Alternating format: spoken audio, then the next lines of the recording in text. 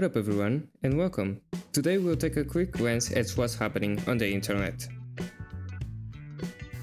Jeremy Fragrance needs basically no introduction. He's a big TikToker known for his love for the sweet smell of fragrances. Who would have guessed? He's very passionate about it in his content. Maybe you could say a little too much, but loving smells doesn't fulfill one's life if you don't have someone to smell. And love, of course. So get ready, because if you have ever wanted to be with him, you now have the chance.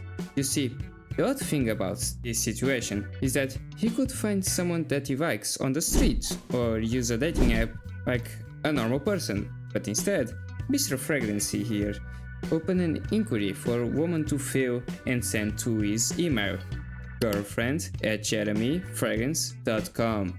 Yes, that's a real email, and it's something that you can find on his TikTok.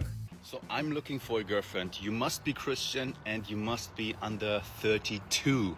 I was thinking 35, but let's say under 32. And I've created a specific email called girlfriend@jeremyfragrance.com. So this is serious. He wants a calm, not famous, he just wants to settle down, a Christian, someone that can take care of him and his future family.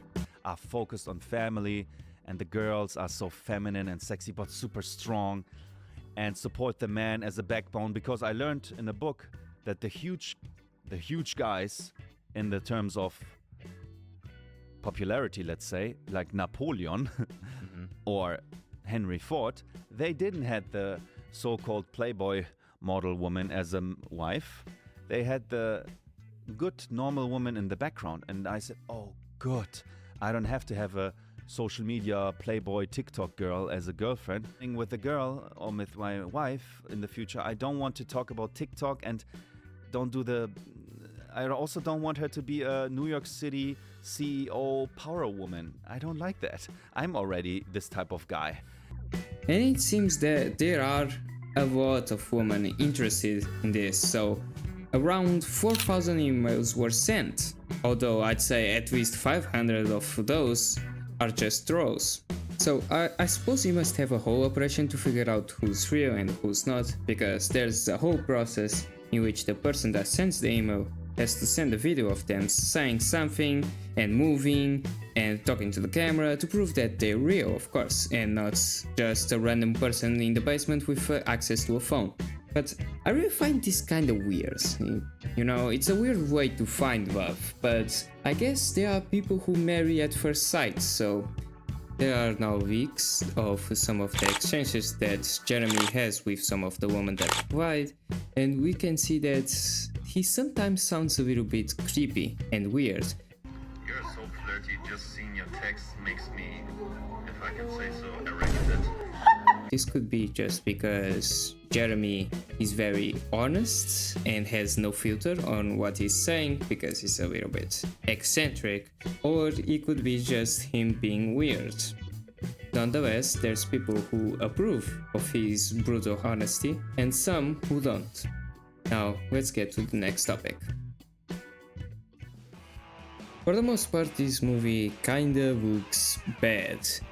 It has a lot of things that shouldn't be looking like that, like the cheaper, the creeper, the pigment seems a little bit off, although they're not the biggest problem. For example, the llama looks horrendous. This llama feels like it just came from that animation of Mario being big and realistic and sweaty. Oh, hello. Mamma mia. You kept me waiting. Now, my expectations for this movie weren't high, to be honest. In fact, I actually had forgotten that it was gonna happen, and now my thoughts are the same as they were. How is this going to be a movie?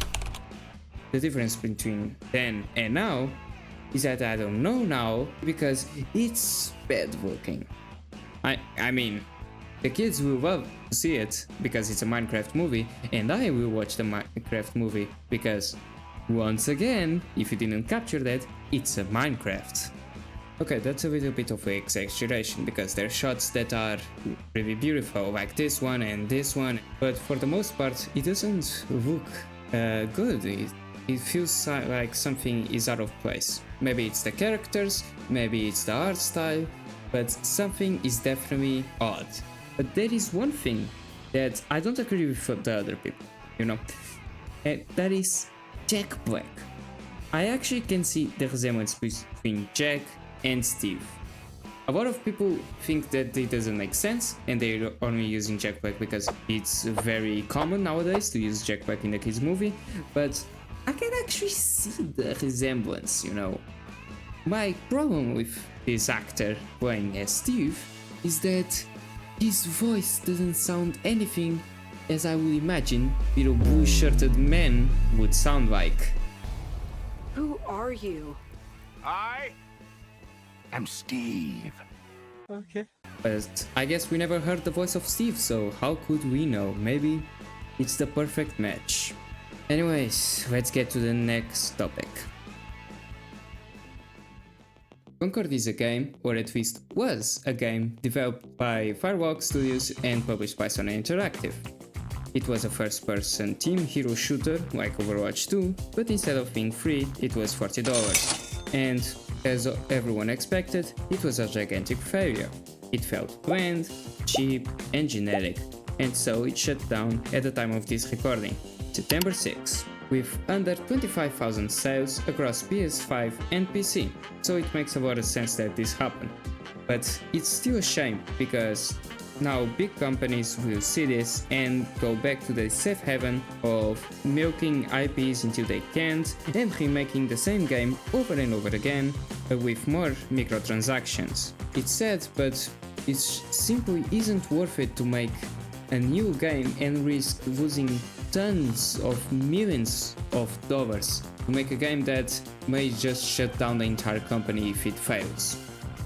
So that's all for today. I hope you have a great day and goodbye.